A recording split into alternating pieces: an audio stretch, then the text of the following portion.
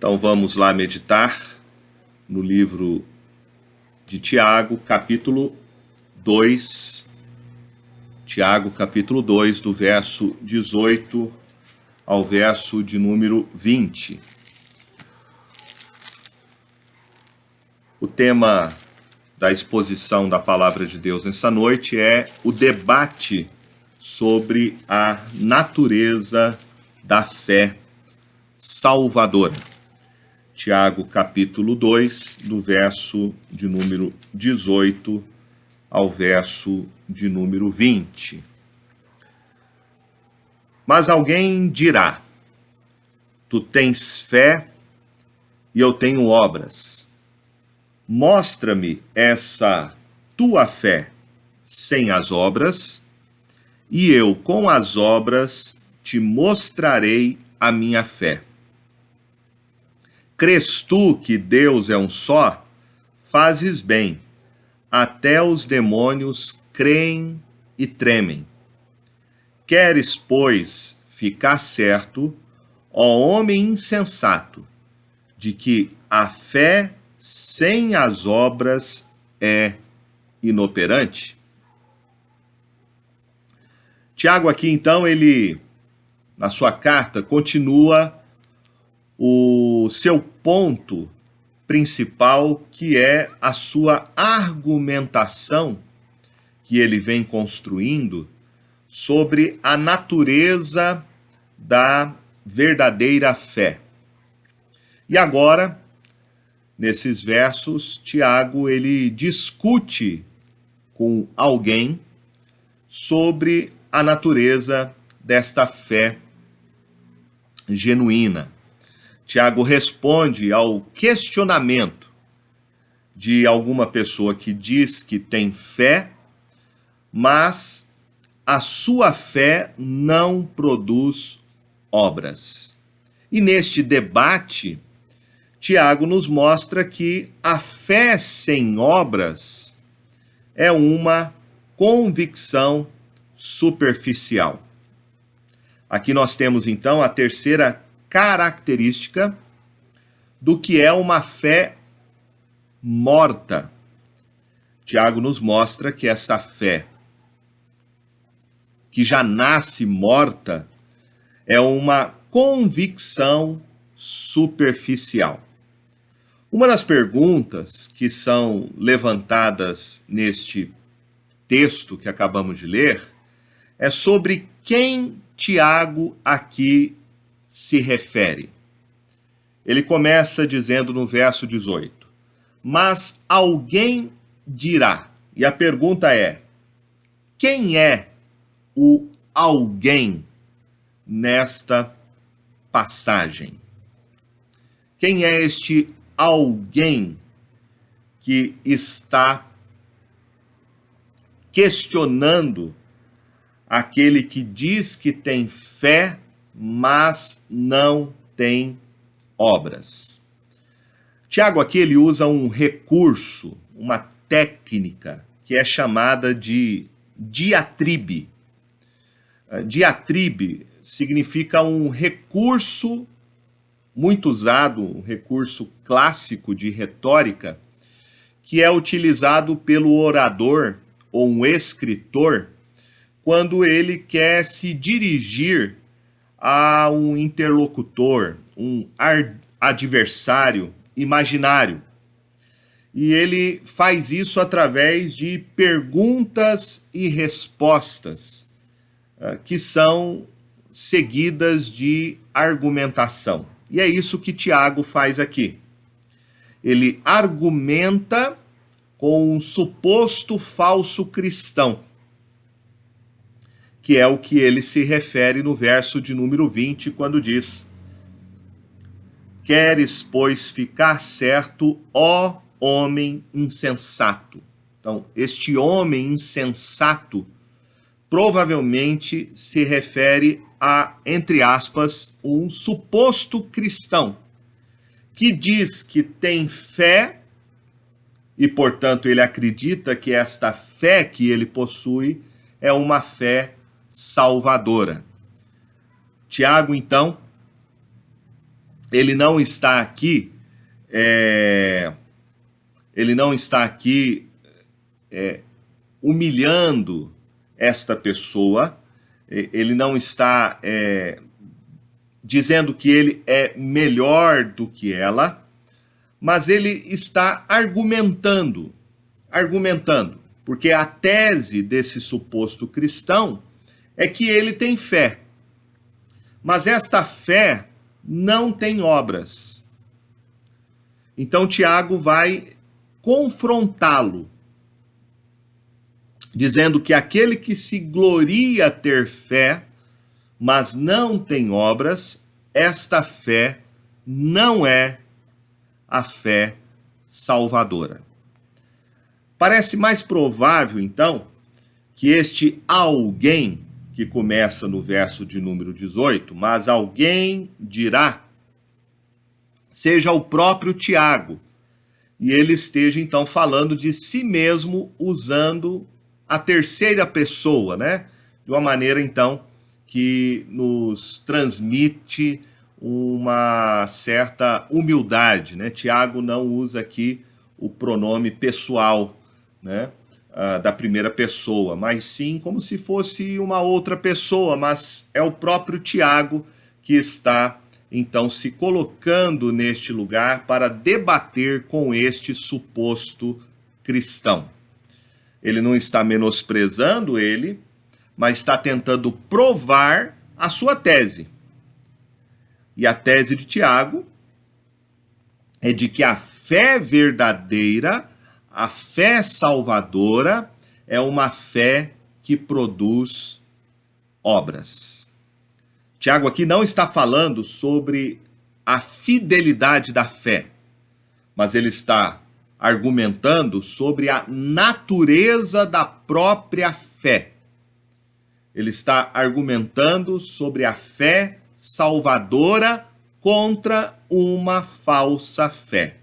Em outras palavras, Tiago está dizendo: você diz que tem fé e que nada mais é necessário para ser salvo do que apenas dizer que tem fé. Mas a verdade é que a fé salvadora sem obras não é fé salvadora. Se você não tem obras para demonstrar a sua fé não te salvou e você continua perdido.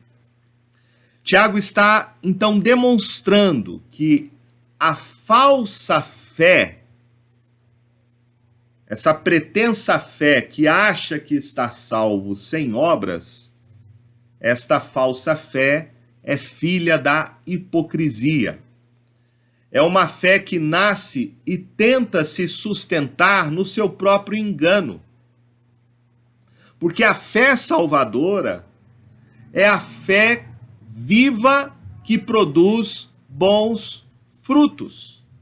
Essa é a natureza e o propósito da fé verdadeira.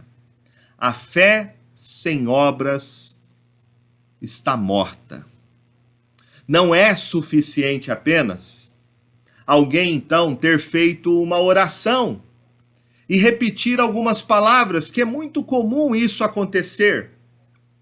Pessoas que fazem aquela oração e repetem uma frase, recebendo Jesus ou aceitando ele como seu Salvador. Há muitas pessoas que fizeram este tipo de oração, dizendo: Jesus é o meu Salvador, mas mesmo assim continuam perdidas. Porque a única prova de uma fé salvadora em Cristo Jesus é a fé que se demonstra após a conversão. E uma fé salvadora é a fé que produz obras.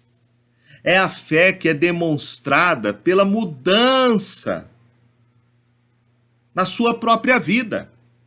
Esta é a fé salvadora. Há alguns textos que eu quero ler aqui para vocês, que o Senhor Jesus nos adverte várias vezes contra a falsa confiança da salvação. Ele vai dizer lá em Lucas capítulo 6, do verso 46 ao verso de número 49, ele diz assim: Por que me chamais Senhor, Senhor, e não fazeis o que vos mando? Todo aquele que vem a mim e ouve as minhas palavras e as pratica, eu vos mostrarei a quem é semelhante. É semelhante a um homem que, edificando uma casa, cavou, abriu profunda vala e lançou alicerce sobre a rocha. E vindo a enchente, arrojou-se o rio contra aquela casa e não a pôde abalar, por ter sido bem construída. Mas o que ouve e não pratica é semelhante a um homem que edificou uma casa sobre a terra, sem alicerces. E arrojando-se o rio contra ela, logo desabou. E aconteceu que foi grande a ruína daquela casa. Jesus faz um contraste aqui entre a verdadeira fé e a falsa fé. Veja que a verdadeira fé não é apenas chamar Jesus de Senhor, mas é fazer o que Jesus ordena. A fé que produz obediência é a fé salvadora. Enquanto o outro homem, ele apenas ouviu o que Jesus disse, apenas chamou ele de Senhor, mas não obedeceu. Não foi submisso à ordem de Jesus, à sua própria autoridade. E esta fé é uma falsa fé. Em outra ocasião também, Jesus vai dizer lá em João capítulo 13, do verso 13 ao verso 17. E ele diz assim: Vós me chamais o Mestre e o Senhor, e dizeis bem, porque eu sou. Ora, se eu, sendo o Senhor e o Mestre, vos lavei os pés, também vós deveis lavar os pés uns dos outros. Porque eu vos dei o exemplo, para que, como eu vos fiz, façais vós também. Em verdade vos digo que o servo não é maior do que o seu senhor, nem o enviado maior do que aquele que o enviou. Ora, se sabeis estas coisas, bem-aventurados sois se as praticardes. Então Jesus está ensinando aqui para os seus discípulos que não adianta apenas nós sabermos o que devemos fazer. O que identifica o verdadeiro discípulo de Jesus é ele obedecer ao Senhor Jesus. A fé genuína é uma fé que produz boas obras. Talvez a advertência de Jesus mais severa sobre esta fé, que é apenas uma fé nominal, uma confissão vazia, uma fé que não produz obras, seja o que ele diz lá em Mateus, no Sermão do Monte, Mateus capítulo 7, do verso 21 ao verso 23, quando ele diz assim: Nem todo que me diz, Senhor, Senhor, entrará no reino dos céus, mas aquele que faz a vontade de meu Pai, que está nos céus. Muitos naquele dia hão de dizer-me, Senhor, Senhor, porventura não temos nós profetizado em teu nome? Em teu nome não expelimos demônios? Em teu nome não fizemos muitos milagres? Então lhes direi explicitamente, nunca vos conheci. Apartai-vos de mim os que praticais a iniquidade. Então não adianta apenas a pessoa reconhecer Jesus como seu Senhor. Esta é a falsa fé. Esta é a fé morta. A fé genuína, segundo Jesus, é a fé que você professa Ele como seu Senhor e Salvador, mas você demonstra na sua vida através da obediência que Ele é o teu único Salvador e Senhor. O apóstolo Paulo mesmo declara lá em Gálatas capítulo 5, verso 6, que em Cristo Jesus nem a circuncisão nem a incircuncisão tem valor, mas a fé que atua pelo amor. Aquele que crê em Cristo vai demonstrar através da sua vida a sua obediência a Ele, que nada mais é do que a descrição do verdadeiro amor. Aquele que ama a Cristo guarda a sua palavra. Então, todo cristão genuíno é aquele que não apenas faz uma confissão. A confissão ela é importante. É importante nós declararmos que Jesus é o nosso Senhor e Salvador, mas essa confissão não pode ser vazia. Ela precisa ser acompanhada, segundo Tiago, de obras. Esta é a natureza da fé salvadora. É verdade que nós podemos passar por momentos de instabilidade espiritual. Nós podemos experimentar ao longo da nossa vida, da nossa caminhada com o Senhor Jesus, momentos de altos e baixos. Podemos ter oscilações espirituais. Mas mesmo quando o cristão genuíno tem a sua fé provada pelas adversidades, levando às vezes a momentos de dúvidas, de incerteza sobre a sua salvação, ele jamais perderá a sua salvação, porque a sua salvação está baseada no poder soberano de Deus, que nos garante que aquele que foi salvo por Jesus nunca perde a sua salvação. A fé pode ter altos e baixos. A fé salvadora pode experimentar o calor e o frio espiritual, mas a salvação jamais será perdida pelo verdadeiro cristão, porque a segurança da salvação está permanentemente baseada no poder soberano do Senhor, que guarda aqueles por quem Cristo Jesus deu a sua vida. Então a questão de Tiago aqui não é ele colocar a fé contra as obras, mas ele está provando o que significa ter uma fé genuína. A sua argumentação é que uma mera profissão de fé sem obras não é uma fé verdadeira.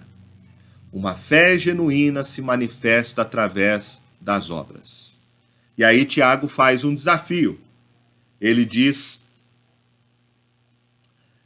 aí no texto: mostra-me essa tua fé sem as obras, e eu, com as obras, te mostrarei a minha fé. Esse é o desafio de Tiago. Ele está dizendo: se o meu argumento é que a fé verdadeira produz obras, eu, através das obras, mostrarei então que a minha fé é verdadeira. Através das obras eu mostrarei que a minha fé é a fé que salva. Você me mostra a sua fé então, sem obras. Ou seja, Tiago está mostrando aqui, e esse é o ponto central do seu debate, é que não é pelo que você professa com os lábios que você demonstra se você é um cristão. Mas você demonstra se você é um cristão e, portanto, alguém que foi salvo por Jesus, através da maneira como você vive. Esta é a forma mais concreta e objetiva de nós nos avaliarmos se realmente somos discípulos de Jesus ou não. E aí Tiago vai mais longe, no verso 19, para comprovar isso, Tiago diz aí no verso 19: crês tu que Deus é um só? E ele continua, fazes bem, até os demônios creem e tremem. Essa expressão que Tiago usa, fazes bem, ela tem um toque de ironia, um certo sarcasmo de Tiago, onde ele está debatendo aí com esse suposto cristão, mas Tiago está querendo mostrar exatamente que não adianta apenas nós repetirmos algumas doutrinas, credos, termos uma boa ortodoxia, se a nossa fé não produz mudanças na nossa vida. Então, o ponto de Tiago é que doutrina correta não é garantia de salvação. Tiago diz que mesmo os demônios, eles são ortodoxos, né? No sentido de que eles conhecem e reconhecem a verdade sobre Deus. E esse era um dos pontos que era a base assim fundamental, central em toda a escritura, em toda a revelação bíblica. Tiago aqui está repetindo o que é declarado, o que o judeu, uma das primeiras afirmações, declarações doutrinárias que ele tinha que fazer sobre quem Deus é. Está baseado lá em Deuteronômio capítulo 6, verso 4, que diz: ouve Israel, o Senhor nosso Deus é o único Senhor. Isso era chamado de Shema, né? Então o argumento de Tiago aqui, por assim dizer, é que a crença na verdade de Deuteronômio capítulo 6, verso 4, sem a consequência do que diz Deuteronômio capítulo 6, verso 5, é uma falsa fé. Porque logo depois desta afirmação doutrinária de que Deus é o único Senhor, que só há um Deus, que é o Senhor, o verdadeiro Deus, o verso 5 diz lá de Deuteronômio capítulo 6, amará, pois, o Senhor teu Deus de todo o teu coração, de toda a tua alma e de toda a tua força. Então o argumento de Tiago é, se a sua fé for apenas uma declaração doutrinária, esta fé é inútil, porque até os demônios são monoteístas, né? Até os demônios sabem e acreditam que há um único Deus verdadeiro. Até os demônios estão muito conscientes da palavra de Deus, de que Jesus é o Filho de Deus. Os demônios sabem que a salvação é pela graça, mediante a fé, que Jesus morreu, foi sepultado, ressuscitou para expiar os pecados, que ele subiu aos céus e está sentado à direita de Deus Pai. Os demônios sabem sobre tudo isso, sabem que o céu é literal, de que o inferno é literal. Eles não têm dúvida sobre isso. Aliás, têm um conhecimento muito maior e mais claro do que qualquer estudioso mais aplicado da Bíblia, mais devotado. Mas todo conhecimento ortodoxo, todo conhecimento doutrinário da palavra de Deus não pode salvar ninguém. Os demônios sabem a verdade sobre Deus, sobre Cristo, sobre o Espírito, mas ainda assim eles são inimigos do Senhor. Tiago aqui está dizendo que, sem dúvida, é importante a doutrina bíblica, ela é muito melhor do que qualquer heresia, mas o ponto dele é que o mero conhecimento intelectual não tem poder de salvação. Os demônios creem e tremem. E esse tremor dos demônios está relacionado ao medo que eles têm. Então o argumento de Tiago é que os demônios têm muito mais consciência do julgamento de Deus do que aqueles que estão cegos pela sua própria hipocrisia e não estão nem um pouco preocupados em verificar se a sua fé é uma fé verdadeira. A hipocrisia é pior do que a fé dos demônios, porque afinal eles creem e tremem. No entanto, o hipócrita está enganado pela sua falsa fé e não tem nenhum temor do julgamento de Deus. Esse tipo de fé que Tiago aqui está nos advertindo e mostrando o quão perigosa ela é. Porque esse tipo de fé pode nos dar uma sensação temporária de salvação, mas ela não tem nenhuma raiz, nenhuma profundidade em Cristo Jesus. O Senhor Jesus mesmo falou desse tipo de fé, que é circunstancial, lá na parábola do semeador. E ele diz que muitos são aqueles que creem nele, têm alegria, mas a alegria é de pouca duração. Há um texto também que está em Hebreus, capítulo 6, que nos fala sobre essa falsa fé. E o autor de Hebreus diz assim, Hebreus capítulo 6, verso 4 e 6. É impossível, pois que aqueles que uma vez foram iluminados e provaram o dom celestial e se tornaram participantes do Espírito Santo e provaram a boa palavra de Deus e os poderes do mundo vindouro e caíram sim, é impossível outra vez renová-los para arrependimento, visto que, de novo, estão crucificando para si mesmos o Filho de Deus e expondo a ignomínia. Então, essa é a descrição da falsa fé. Que ela é construída no conhecimento que não produz mudança permanente. Como diz o autor de Hebreus, a mente tem luz, a mente tem conhecimento, mas não tem fogo no coração. Esta fé, ela é enganosa. Esta fé que não produz obras é uma falsa fé.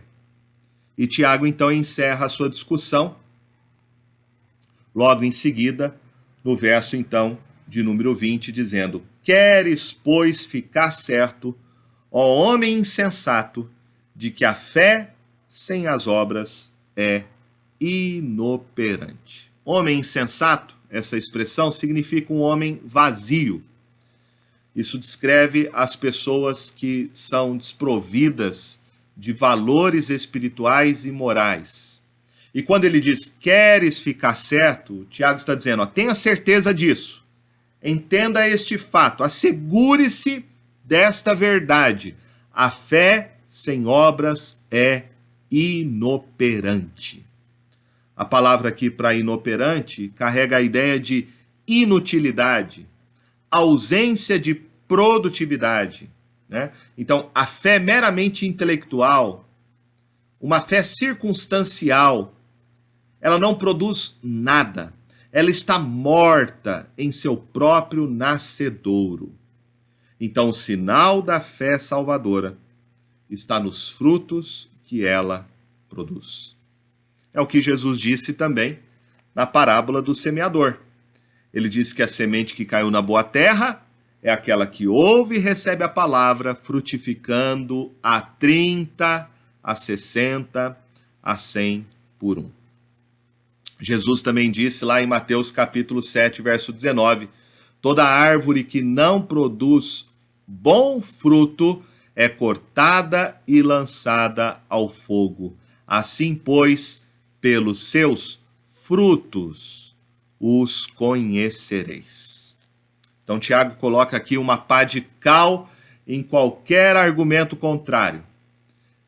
Uma fé meramente nominal, uma simples adesão às doutrinas cristãs, uma confissão vazia, uma fé sentimental levada por circunstâncias, não são sinais nem evidência de uma fé salvadora. A fé em Cristo, uma fé salvadora, ela é provada pelos frutos que ela produz. Nós temos um exemplo disso, que eu quero deixar, que é o exemplo que você vai ver da conversão descrita por Lucas, lá em Atos capítulo 19, verso 18 e 19. Nesse texto nós temos o apóstolo Paulo pregando o evangelho numa das cidades mais idólatras que haviam, que era a cidade de Éfeso, uma cidade mergulhada na idolatria, onde havia ali as religiões de mistério, né? Religiões de magia, obras profundas das trevas, obras de feitiçaria. E o apóstolo Paulo pregou o evangelho, aquelas pessoas se converteram, e Lucas registra essa conversão descrevendo da seguinte maneira: muitos dos que creram vieram confessando e denunciando publicamente as suas próprias obras. Também muitos dos que haviam praticado artes mágicas, reunindo seus livros, os queimaram diante de todos. Calculados os seus preços, achou-se que montava 50.000 denários. Assim a palavra do Senhor crescia e prevalecia poderosamente. Então veja que a fé em Cristo, que salva, a fé verdadeira, ela produz frutos. Frutos dignos de arrependimento.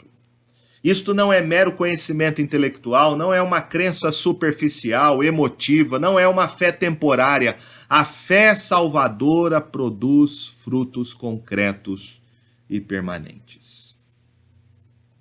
Quero então concluir de que, através deste debate de Tiago sobre a natureza da verdadeira fé, nós podemos fazer 3 aplicações que eu quero deixar para a gente pensar sobre isso. A primeira aplicação é sobre a necessidade da igreja de ser mais exigente, de ter um critério que seja realmente bíblico. Então não basta apenas haver uma concordância mental. Não é uma questão de repetir uma confissão, uma doutrina. As pessoas realmente precisam experimentar a mudança e a transformação que a graça de Deus em Cristo Jesus produz. Porque o evangelho é o poder de Deus para aquele que crê. A graça de Deus transforma o coração de alguém. Existe de fato um antes e depois na vida de uma pessoa que realmente tem a fé salvadora. E se a igreja, isso eu falo de uma maneira ampla, se a igreja fosse mais criteriosa, nós certamente teríamos uma igreja mais pura e menos nominal. Teríamos mais discípulos de Jesus e menos religiosos. Teríamos mais gente convertida e menos adesão. O segundo ponto é que Tiago nos ensina que nós precisamos nos admoestar uns aos outros, como Tiago fez aqui. Ele está confrontando esse suposto cristão que acha que tem a fé verdadeira quando na verdade está enganado. Que acha que está salvo quando na verdade está perdido. E às vezes nós precisamos fazer isso. Precisamos dessa confrontação. E confrontação é manifestação de amor. Repreender alguém que professa a fé em Cristo e acha que é convertido quando na verdade não houve mudança na sua vida é demonstração de amor. Tiago, por amor a este suposto cristão insensato, ele o repreendeu. E nós não podemos então permitir que cresça, como disse Jesus, o fermento dos fariseus. Jesus chama a hipocrisia de fermento. É algo que é extremamente perigoso para a vida cristã, porque a hipocrisia nos engana, nos deixa confortáveis, acostumados com a tradição, produz uma falsa segurança e certeza de salvação. E terceiro e último lugar, a salvação está em Jesus apenas. Mas a fé salvadora não está sozinha, ela produz fruto. E o fruto da fé salvadora é o amor por Jesus. O fruto da fé salvadora é o arrependimento, morrer para si mesmo, renunciar à velha vida, abandonar o pecado e amar a Cristo mais do que você ama a si mesmo.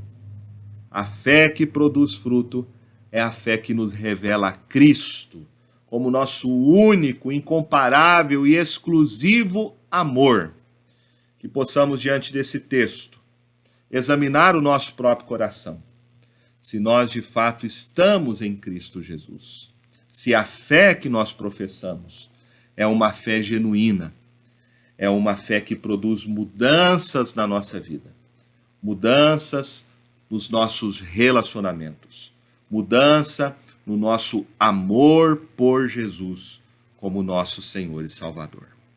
Amém?